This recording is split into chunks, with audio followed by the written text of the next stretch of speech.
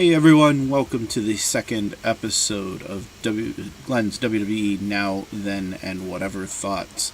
I just finished watching SummerSlam a few minutes ago. I kind of totally forgot that I was having people over to celebrate my birthday today, and I also got busy last night as well, so I didn't end up watching either show live as it happened, which kind of sucked. Because I kind of wanted to. I really wanted to see these shows. Both shows were great, though. Overall, fantastic shows. Really wasn't a bad match on either card, really. Some slower matches, definitely. Some matches that I wasn't into myself personally, but it is what it is. While we're going to talk about this stuff, I have my WWE Universe going, which as we go along I'm sure you'll notice is kind of odd. Who's feuding with who's on what shows, and what shows I even have, but don't worry about that. And you'll also notice that my arenas are unique as well, but hey, whatever. So we'll start with the NXT show. So really good show. I don't know that it captured the same magic as last year. As I said on the last episode, I didn't know that it would, and I don't think it did, but it still was really good. We opened the show with No Way Jose versus Austin Aries. Both guys got a good pop coming out to the crowd, but as the match started, it was very clear that the fans were behind Austin Aries. Austin Aries went over in this match, which means I was wrong on this one. And that was because they wanted to set up Austin Aries' next feud, which is with Hideo Itami. And he comes out, and it's almost like when he came out, I got the feeling almost like there wasn't supposed to be an actual physical altercation. But maybe, I don't know, maybe Tommy said something, I don't know, whatever. Anyways, they started fighting, because Tommy definitely didn't look like he was ready to fight. But he ends up dropping Austin Aries with the GTS. It was a little awkward when they first kind of started fighting, because it almost seemed like it almost was like they weren't planning to fight, and they decided, oh, what the heck, let's have a fight. So... whatever, it is what it is. It was a good match between Austin Aries and No Way Jose. Again, those two guys worked really well together. Really good match to start out the show.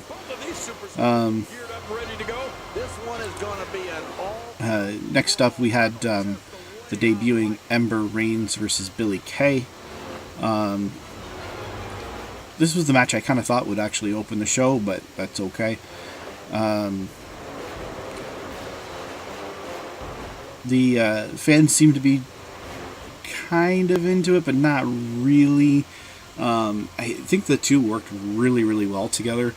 I don't know what it is. There's something, like, again, I said this before, Billie Kay definitely is somebody that the WWE is looking to push as their future heel, like major heel character in the women's division in NXT, I think. And I just don't think the fans are getting into it that much. They mentioned several times like they're running with that whole angle about how she had that one match on SmackDown, and now she thinks she's like the queen of women's wrestling in NXT, and I think that is a good way to keep going with that. It kind of reminds me a little bit of The Miz's I'm an A-list movie star, even though every movie he's been in is straight to home video, not exactly A-list. But how he believes it so much, right? And how the fans react to how he believes to it. I think Billie Kay probably could benefit from some more mic time to really, drive that point home with the fans. But instead of just relying on the commentators to tell us the story. Nope, that's not what I want. I want to join. And then I want to... No. I just want to start the match, right? Yeah, there we go. All right. Silly me. So, yeah, the match was really good. Ember Reigns went over as I predicted, so, you know, you have to kind of do that for the debuting star, of course. Yeah, otherwise, what's the point? A very good match overall. Again, both ladies looked really strong in the match. It didn't hurt Billie Kay at all. She went out looking good, so good match. And again, you know, that one was kind of an easy one. Let's be honest. Next, we went to Bobby Roode's in-ring debut with NXT on TV against, again, I can't pronounce this guy's name, so I'm just going to call him Cien. A couple things that stood out from this match. First of all, they're now billing Bobby Roode from Toronto, Ontario, because I guess nobody is supposed to know where Peterborough is. I do. I actually go to Peterborough usually at least once a year. We usually rent a cottage up in that area. It's a nice little town. It's referred to as cottage country for any of you people who aren't from this area or are familiar with it. It's a very beautiful place. So it's kind of funny, and the best thing is I remember as a kid the WWE used to go to Peterborough all the time, and I've even passed by the arena where they used to hold their shows. Anyways, it was Bobby Roode's entrance was phenomenal, coming out on that huge, I assume it was one of those lift things that was just covered with a like a giant curtain type idea. The fans were singing along with the theme, which was great. You know, the contrast in styles between the two stars really worked well in the match. It made for really good storytelling throughout the match. And, you know, beautiful finish with Roode going on top, which was what we again predicted there. It's kind of hard to say he wasn't going to win, let's be honest. After that match, they did show a little video for something called Sanity. Now, whether that's supposed to be the name of a new star coming in, a new tag team, something else altogether, we're not really too sure. You know, the commentators, of course, played it up as being confused as well. I guess we'll find out soon what Sanity is. It didn't really make me go, oh my god. So I don't think it's... I don't know if it's going to be all anything big or not. We'll see. I guess time will tell. Next up, we have the tag team title match. And I was wrong on this one again. And the Revival retained their titles. There was a couple spots in the match that I think were missed. In the past, when tag teams have cheated in a way that basically has them making contact, lots of times, even though they don't want it to be a tag, the ref will usually signal and make it a tag. In this case, the ref didn't. But again, that doesn't really make a huge difference to the match. The Revival had some really cool double team moves again. There was one spot where Dawson almost did kind of like an atomic drop, which sent, I think it was Ciampa, if I remember correctly, into the ropes. And when he bounced back, Dash grabs him and does almost kind of like a back suplex, which was really neat little quick sequence of moves there. It's kind of cool because, like, what's cool about Dash and Dawson and what I like about them is, as I've mentioned before, they're very old school, but at the same time they have some of the most unique double team moves, and they do it in kind of a new and fresh way, where even though they are very old school and they have that throwback feel, you don't feel like you're watching a team from the 80s try to still magically claim their glory to this day, which is kind of neat.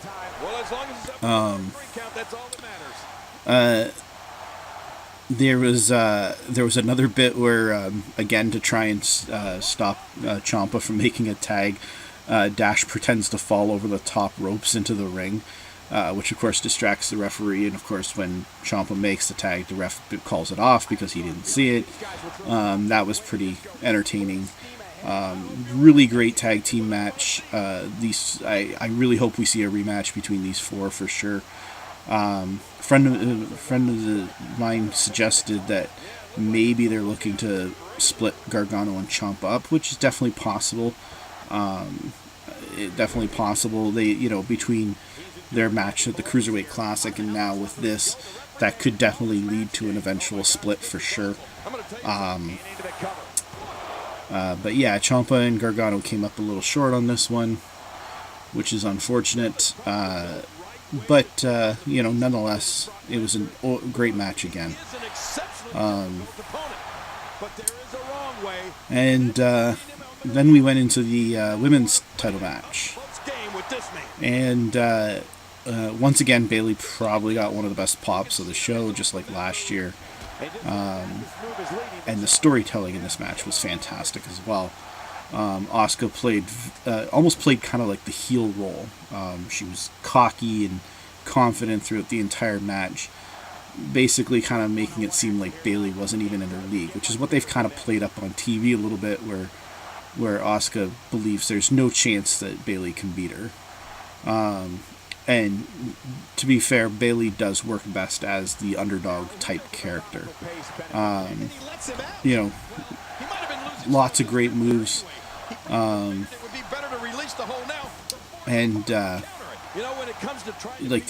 what was great was even seeing in the background during one of the close falls for Bayley, seeing both Sasha Banks and Becky Lynch in the front row getting excited and thinking, just like fans themselves. And that means you're doing something right. When you can make your coworkers believe that it's real, you're doing something right. Asuka came out on top on this one, which, I wasn't really surprised. We've talked about it on the last episode that, Bayley does deserve to be on the main roster. I think that's part of the reason why she didn't win the title. I'm sure she's going to be on the main roster before the end of the year. My big issue with it, of course, is what I've mentioned before, is that they don't have a lot of women in NXT right now that are really over. And that leaves Asuka to kind of build the division by herself. Hopefully, Bayley sticks around long enough to kind of help put a couple more girls over and so forth. And, maybe we can leave. She can leave there finally with something decent left behind. At the end of the match, though, Asuka obviously shows Bayley the respect for the first time. Bayley got a standing ovation, and we saw, of course, Bayley hug all three members of the Four Horsewomen and her mom, and of course her biggest fan, Izzy, which should come as no shock. And then finally it was the main event, and they had a live violin player play Shinsuke Nakamura's music for him to come out, which was very cool. There was an interview on WWE.com with the violin player, and it sounds like he's a big wrestling fan, and he was apparently in seventh heaven out there, he said, and he seemed to really be impressed not only with just the whole show, but just how amazing the fans were. He said the fans were great, and the fans were fantastic for this show. Joe came out, and it was kind of awesome. Joe comes out, and immediately him and Nakamura are in each other's faces before they even made the introductions. The match was pretty brutal. Like, Joe just beat on Nakamura for like a good percentage of the match. Like, it was almost like I predicted Joe to win, and I was kind of surprised, because I'm like watching this match and I'm like, okay, I predicted Joe to win, but I didn't expect him to like dominate the match the way he did. There was one spot where Nakamura hit him hit Joe, and it was maybe in the neck or in the jaw. Where I didn't really catch it very well. Although, and it looked like Joe might have been legitimately hurt there for a second. I thought maybe it got maybe one of they call it like the stinger in the neck, where it's like, kind of tenses up and seizes up on him or whatever.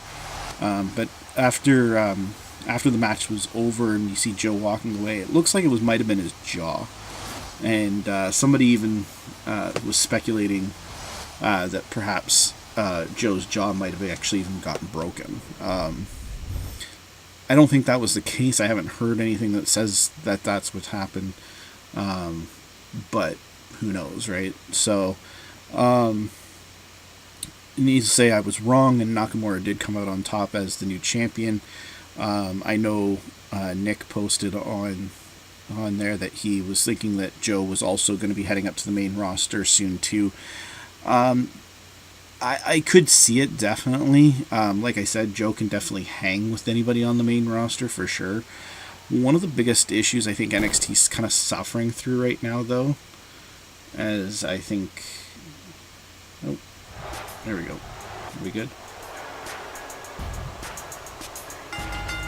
Picture went fuzzy on my TV, so I assume it also went fuzzy for you guys. But anyways, yeah, Joe can definitely hang with anyone on the main roster. I don't think that's the issue.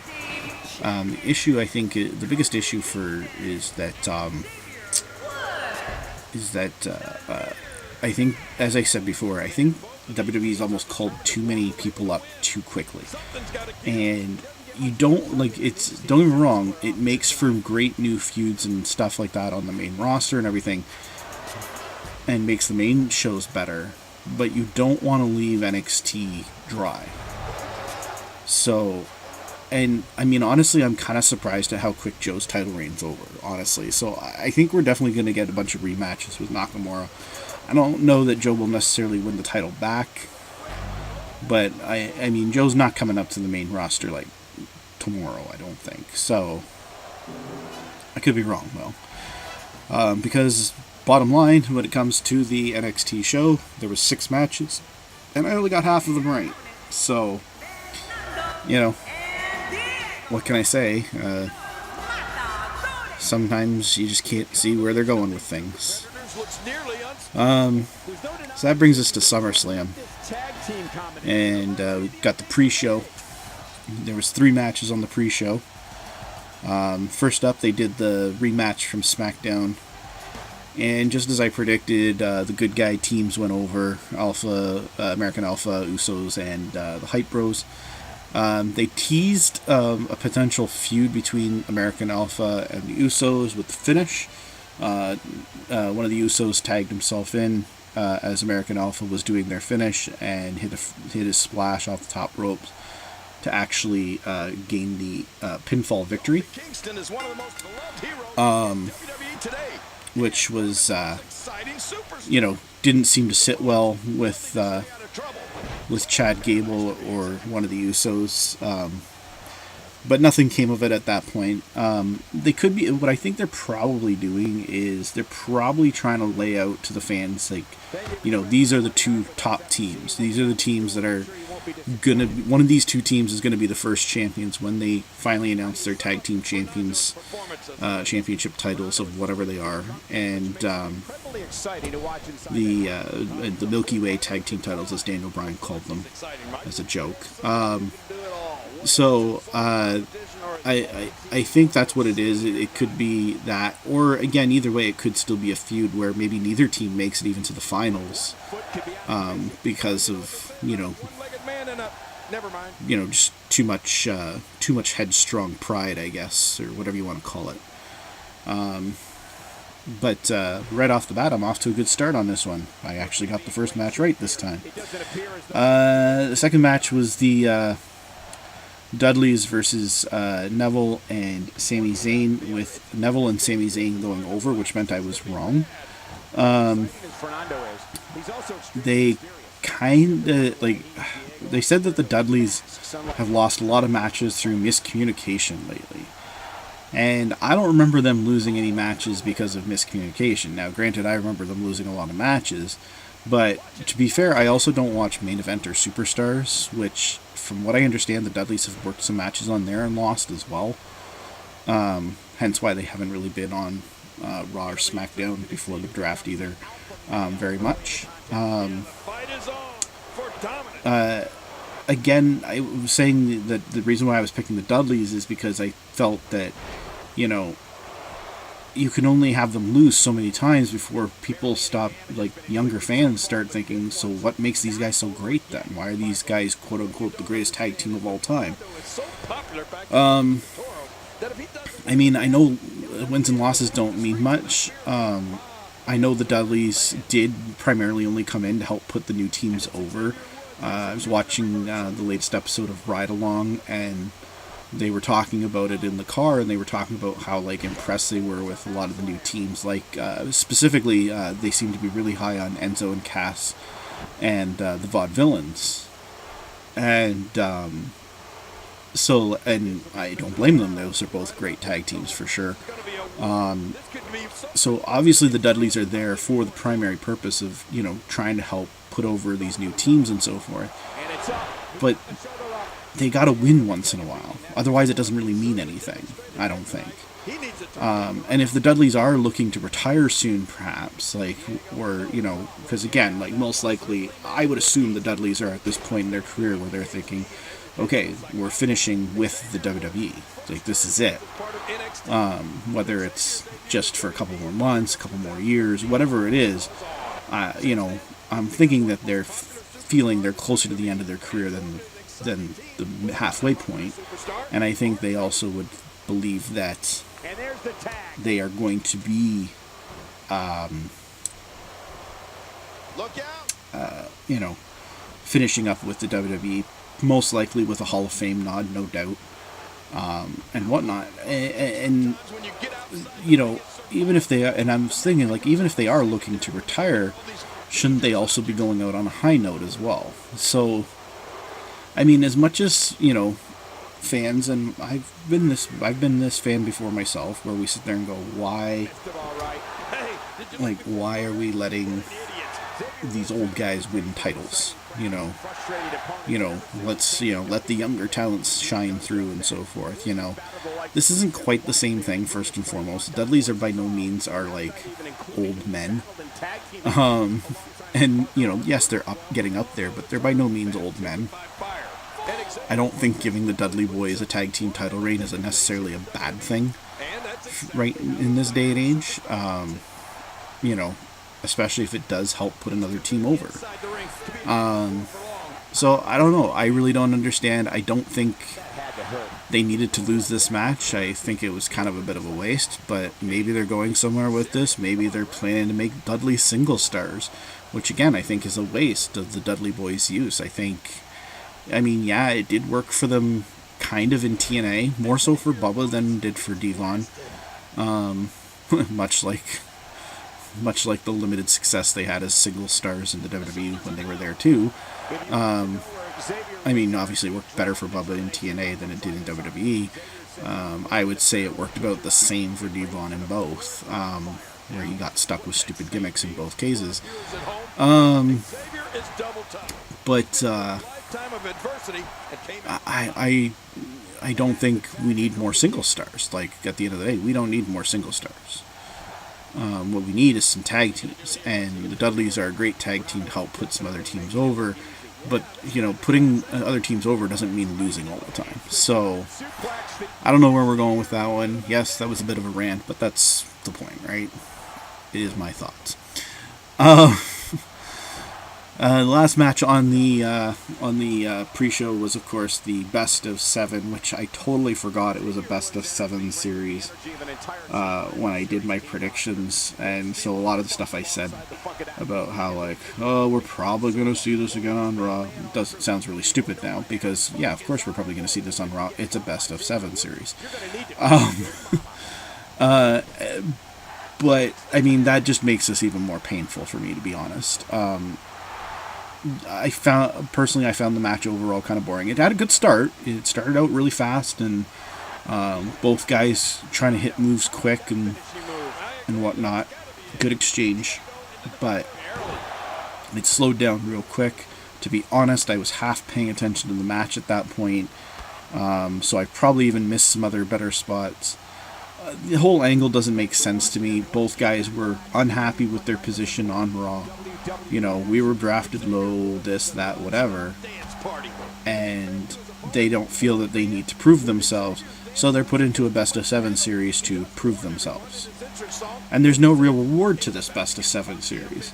All they're going to get to say is, I beat the other guy in a best-of-7 series. You know, what's the reward for that? Are they getting a guaranteed title shot of some sort, whether it's the U.S. title or the Universal title? No. So the whole angle doesn't really make sense to me for whatever reason. It doesn't make sense. So yeah, and so that's what's going on there, and so yeah, Sheamus did go over, so I was correct on that one. Which I said that too in the little blurb thing I threw up on the video, that even though I forgot that it was a best-of-7 series, I'm still sticking with Sheamus. And the reason why I was still sticking with Sheamus is because, again, Sheamus has lost pretty much every match they've had so far, so to have him lose the first match in the best-of-7 series is really going to make things even worse. So, yeah, that was that. Sheamus went over. I didn't even see how he actually won the match. That's how much I care about Sheamus versus Cesaro. That brought us to the actual SummerSlam card. The opening match was the Enzo and Cass versus Jericho, as apparently they're going to be called. Their backstage interview on the pre-show was pretty entertaining. The whole thing is like, you can't teach chemistry. Well, yeah, you can. I took it in science. I got a 97. Really? That's awesome. Yes, that was pretty entertaining. And again, like I said, as much as I don't like the idea of a makeshift tag team like this, I can honestly say I enjoyed it. The one thing there was really one part about this match that I hated. It's the same thing I hate about every Enzo and Kaz match, is when they do that toss over the top ropes to the floor, where Kaz kind of shoots him off, almost like he's shooting him into the ropes from a headlock position, and throws him over the top ropes out to the floor. I hate that spot because even when they do it correctly, it still looks like he's throwing Enzo either too far to the left, too far to the right. He's going to overthrow him past the whatever it is. And in this case, it was almost no different, because in this case, we got to see him almost just drop him right on the floor.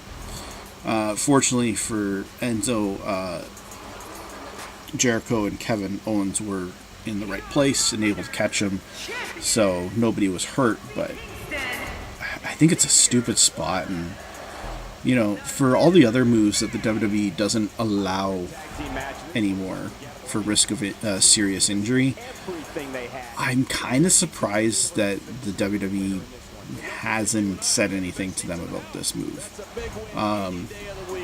I would say more often than not, it looks bad. Like, as in, somebody's going to get hurt bad. And probably Enzo, in most cases. So, we got Enzo. So, that's just my opinion. They'll keep using it anyways, I'm sure. Jericho and Owens went over, as I predicted they would. There was a little bit of a thing where Kevin Owens yelled at Jericho to do his job or whatever, which means I think, again, we are kind of eventually going to get a Jericho versus Owens feud out of this. I think that's where we're going with this anyways, but we'll see. The following tag team contest. So the next up was the women's title match, and this was my complaint about the SummerSlam card. My problem with the SummerSlam card was the positioning of the matches. it seemed really weird to be going straight into the women's title match. I don't know why they went to the women's title match next. I don't know why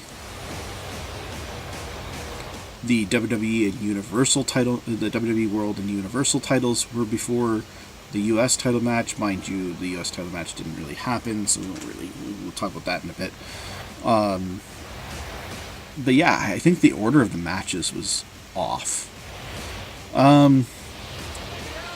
So there was a spot early in the match where, and I get what the point of the spot was. The point of the spot, easy for me to say, was to have it, us to see that, oh, Sasha's back is hurt, and that would be a spot throughout the entire show, the entire match, and I get it, but it almost looked like it wasn't meant to be done, and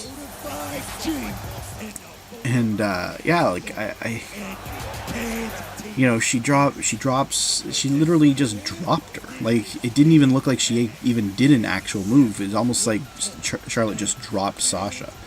And of course, Sasha falls kind of awkwardly, and I know I cringed.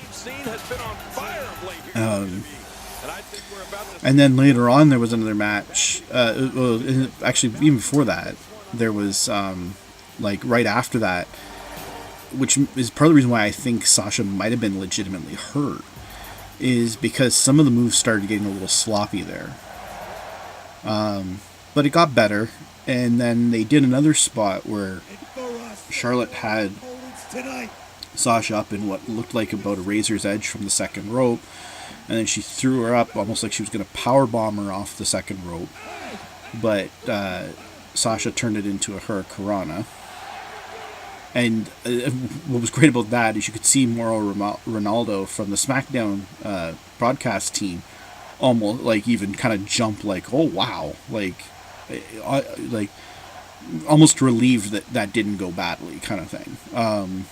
Because again, it looked like another spot that could have gone seriously bad. I know, big shows are when you pull out, quote unquote, the big stops, but at the same time, sometimes I don't think the risk is worth the reward, let's put it that way. But, I don't want to see these people's careers end early because they did something stupid just to try and impress the crowd. Overall, the match was great, and the finish was great. But part of me is wondering if that was the planned finish now. And I'm not saying this just because Charlotte won the title back and that's not what I predicted. That's not why I'm saying that. It seemed like Sasha might be legitimately hurt. And I'm wondering if, they may have thought at one point, you know what, let's put the title on Charlotte just in case, I'm going to go get myself checked out. And maybe just in case I am seriously hurt and, we don't have to vacate the title and have a tournament or something like that. Maybe that was the thought process. I don't know.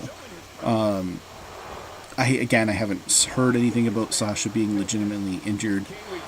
So maybe it was all just part of the match anyways. But again, I think there was too many stupid risks in that match. And I don't, as good as the match was and as much as I enjoyed the match, stuff like that always kind of, to me, taints the match or hurts it and makes it a little less enjoyable than it could have been.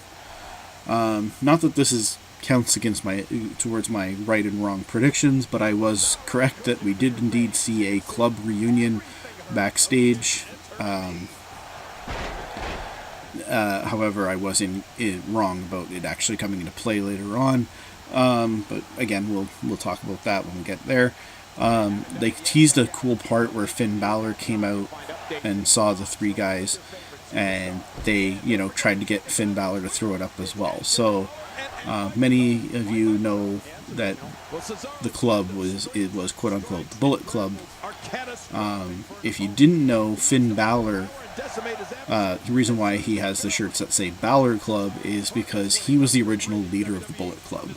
Around the time he left Japan to come to NXT was the same time that AJ Styles went to Japan and basically replaced him as the leader of the Bullet Club, more or less. Finn Balor was in the Bullet Club with Anderson and Gallows. Finn just kind of smiled and just kind of walked away. They kind of ignored it, kind of thing. They didn't do anything with it the rest of the night. I think it is a setup for a potential tease for something in the future. Maybe at Survivor Series we get AJ Styles versus Finn Balor in a match of some sort, but we'll see. Next up, we had The Miz come out for his IC Intercontinental Championship match against Apollo Crews. Once again, Miz came out wearing another mask. This time it was clearly a Phantom of the Opera themed mask, which was far less disturbing than those eyes wide shut ones that him and Maurice came out wearing at the last pay-per-view. That was just was disgusting and disturbing in so many ways. What I also find funny about it, that he's wearing these masks from like famous plays or movies and so forth, is that why is he wearing masks? Isn't his face his moneymaker? But whatever. It was also interesting too, as Cruz came out to the ring, I realized that he actually only debuted with NXT and the WWE at the Brooklyn show last year. So 1 year later, he's challenging for the Intercontinental Championship. So definitely having a tremendous first year so far. The other thing I started thinking about during this match, which had nothing to do with this match actually, was I was starting to wonder, it's like, is Maurice ever actually going to actually wrestle again, or is she just going to be a valet? And then I realized, hey, they're on SmackDown, and Eva Marie's been suspended. Maybe she's going to be the replacement partner, because Becky Lynch had posted a picture on Instagram earlier in the day indicating that it was still going to be a six-woman tag team match.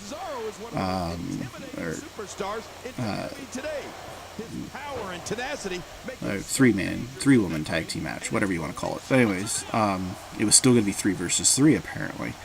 So then I was like, oh, maybe it might be Maurice, if Maurice is planning to wrestle. As for the match itself, the match was actually really, really good. I know a lot of people don't like The Miz, but the truth of the matter is The Miz is actually extremely talented as a wrestler, and him and Apollo actually worked very well together. I was very thoroughly impressed with how well the two of them worked together in the match. There was a slight distraction near the end by Maurice that allowed Miz to actually pick up the win. Fairly clean win. I mean, yeah, there was a few minor distractions, but overall it was a clean win. And I was actually quite impressed with the match. It was a very good match. But The Miz did retain his title, as I predicted he would. So yeah, that was pretty solid. Next up was the John Cena versus AJ Styles match, and as I'll throw that out right away. So I was wrong about how the match would end. I was right about AJ winning, but I was wrong about how it would end.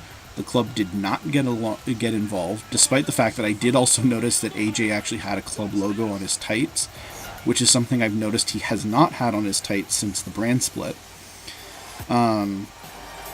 So he did have the club logo, which made me think I was even more correct about the finish, but I wasn't. The club did not get involved. It was a clean win for AJ Styles, and it was an absolutely amazing match. And whether you love John Cena or you hate John Cena, it's hard to deny that his matches are not good.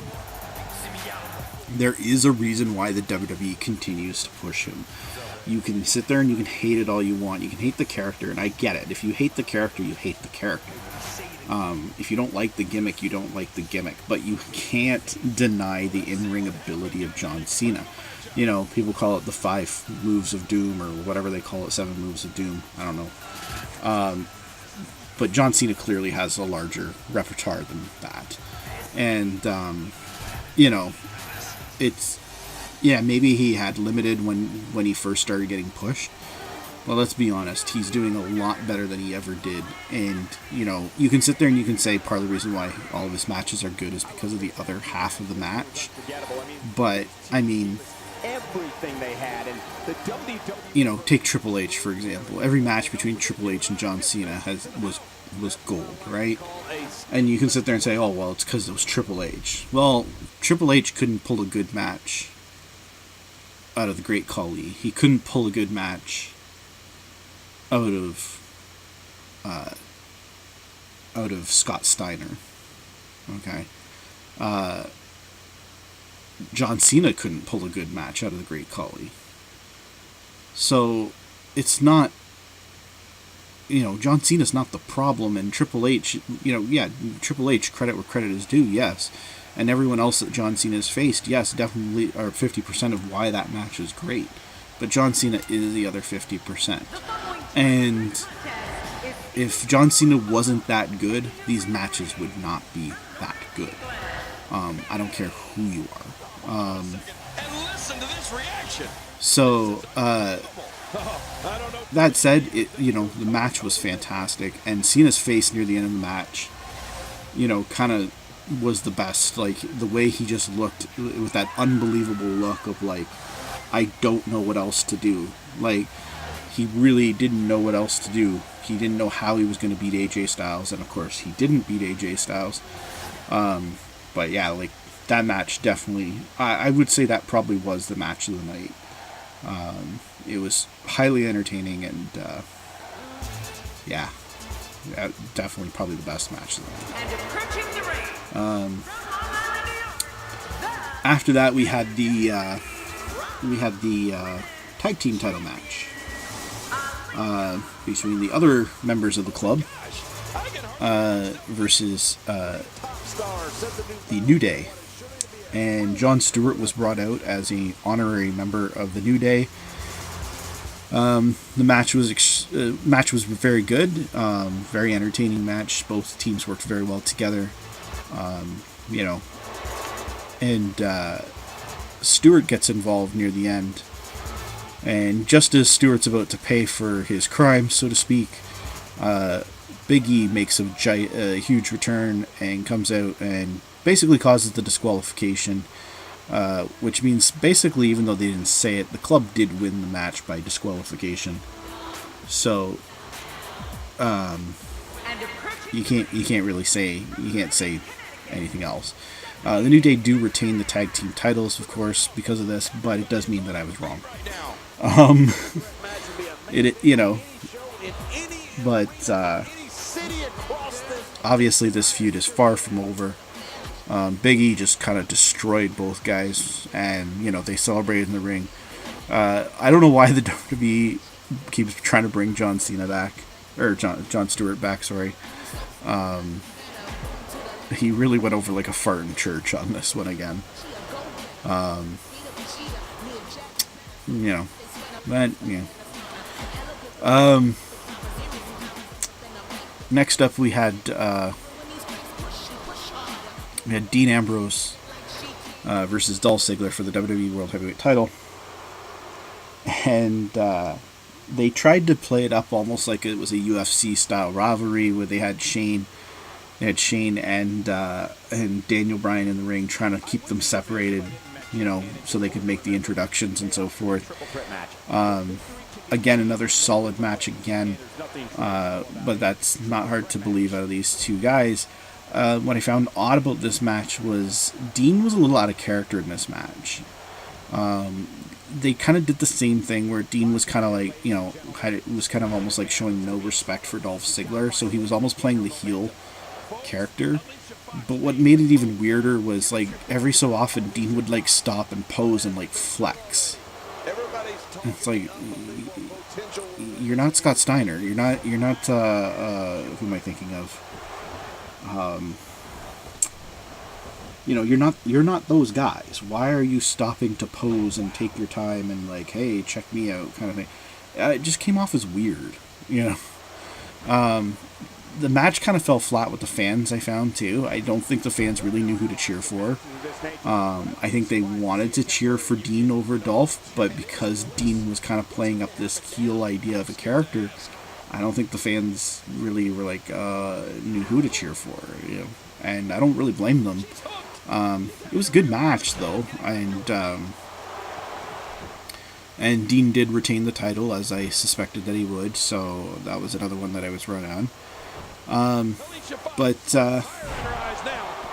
yeah, I mean, I don't know. I don't know where they're really going with that, and personally, I don't think it bodes well for the SmackDown show, like ratings wise and so forth. But I don't know. I guess we'll have to see where they go from there on Tuesday. Next up, we got the women's tag team match.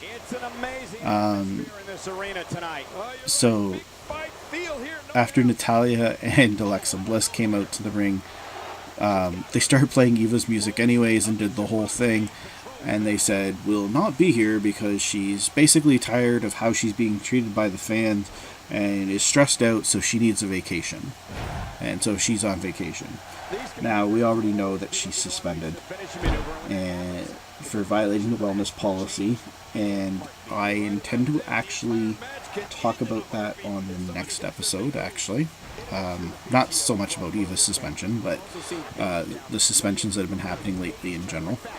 I kind of talked about it a little bit already the other day. But anyways, they still played her whole thing anyways. And then they announced that they did have a partner, and it was the returning Nikki Bella, who got a huge pop from the crowd, which last year in Brooklyn, they were booed out of the building. Because they just were. I mean, people wanted to change, and apparently now we want the people that we didn't want back.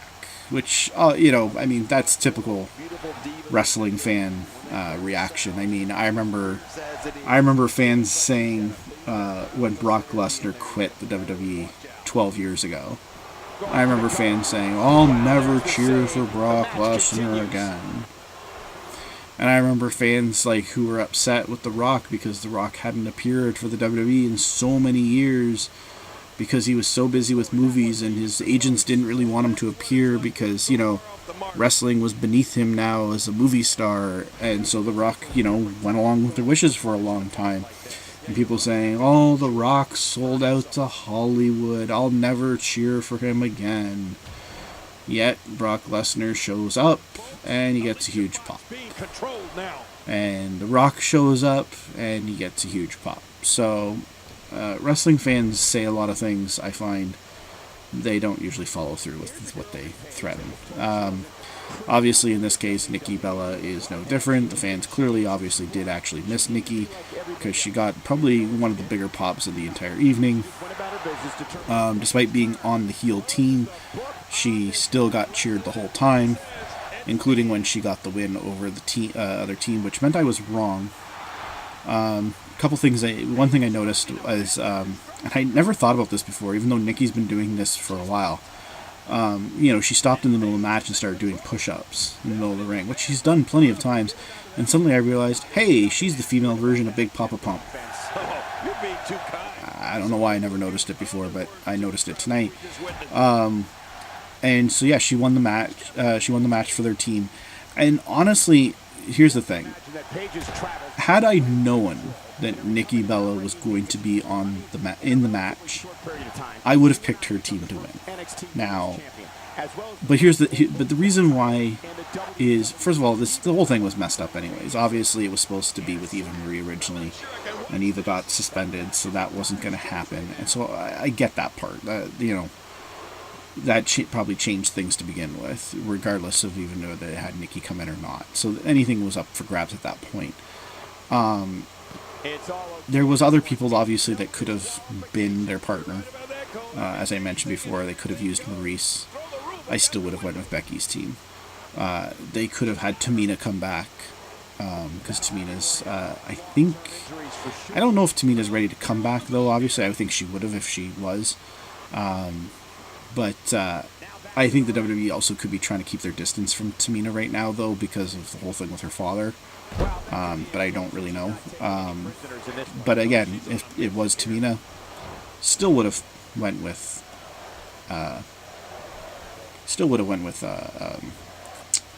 Becky's team. Pretty much it could have been anyone else, and I still would have been confident that it was still Becky's team to win. However, with it being Nikki Bella, and I hate to say this, because I'm one of the people that kind of defended Triple H in the whole, like, oh, Triple H, the only reason why he's so high on the card and da-da-da-da-da is because he's dating the boss's daughter. And I'm not saying that it didn't help with Triple H, but Triple H did still get there very much on his own. He did carry that company when both Austin and The Rock were out with injuries and doing movies. Triple H proved he could do it. And that's not to say that Nikki hasn't proven herself either. Like, say what you will, the Bellas came in at a time when the WWE was interested in only hiring models. And we'll just teach them to wrestle later. And most of those girls never really learned it because they didn't have the passion for it.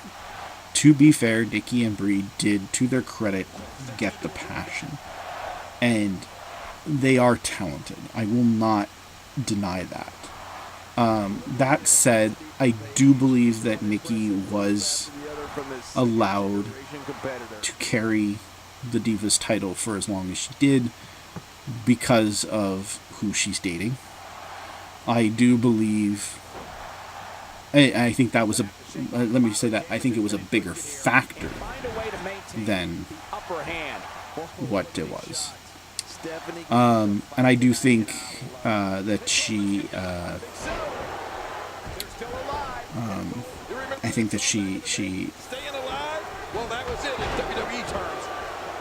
I think she continues to get a top spot because of who she's with. Again, I might be wrong, but eh. So next up was the Universal title match between Finn Balor and Seth Rollins. I'll say right off the bat, I was wrong. Finn Balor is the first ever WWE Universal Champion.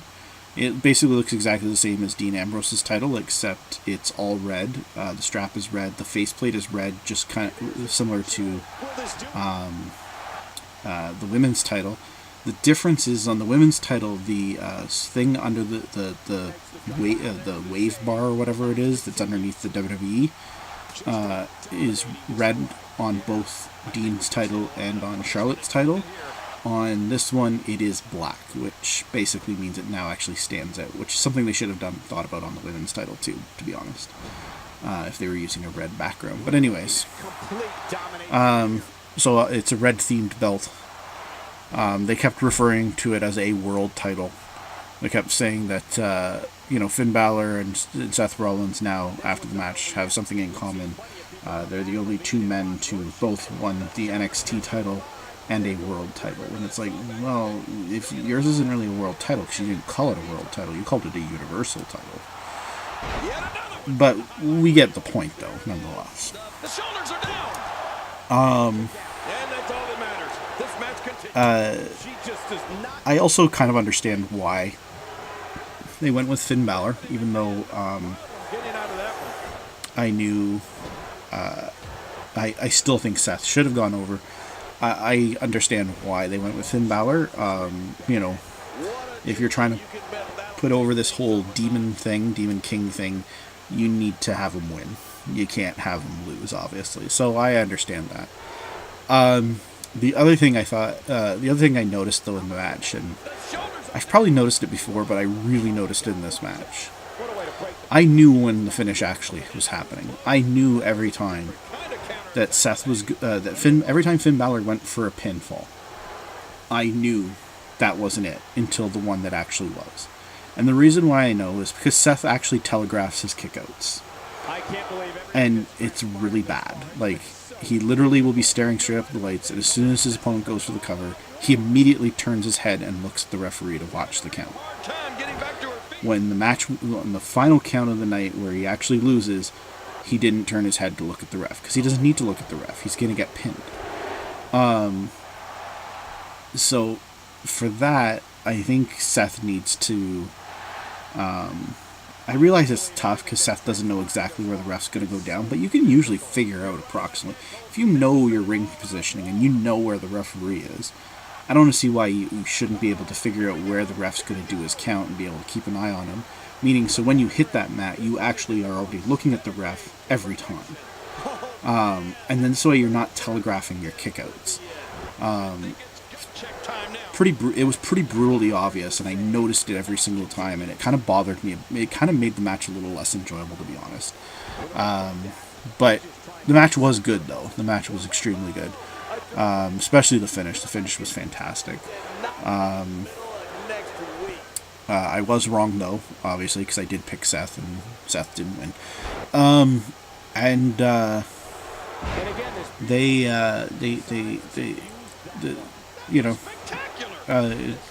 That was it. What was interesting, and I mean, obviously, since the match never really happened, it's not really a big deal. But I did find it extremely interesting that the plan was to have the U.S. title go on after both the WWE World and Universal title matches. Which means to me, like, basically throws up a big red flag to me, meaning that the WWE still thinks Roman Reigns is the top guy. They don't think it's Seth Rollins. They don't think it's Finn Balor. They don't think it's Dean Ambrose. They don't think it's Dolph Ziggler. They think it's Roman Reigns. They think Roman Reigns is going to be the guy that's going to carry the company for the next couple of years. And I mean, I understand it, but I don't think the fans want it, and I don't think the fans are just going to suddenly give in, no matter how much they may cheer for him beating up Rusev or anything else.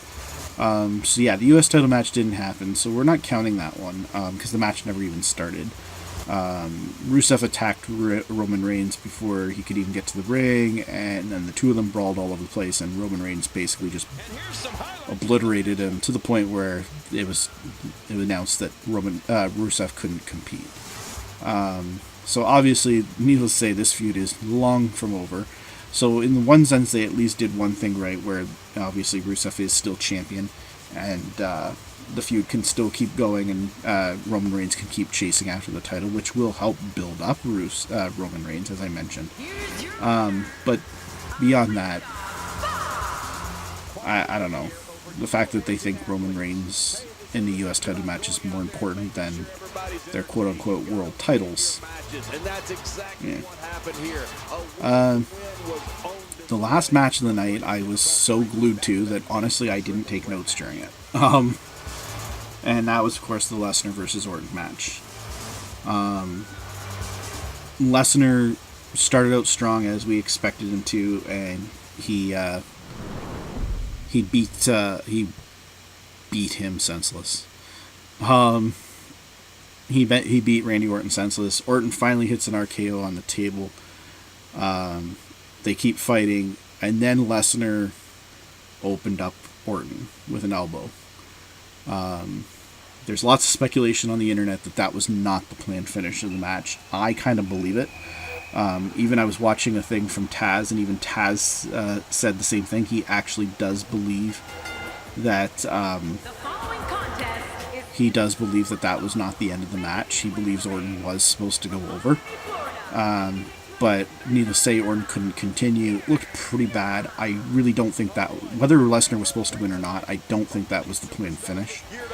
I also noticed Shane McMahon was wearing his shirt inside out and backwards.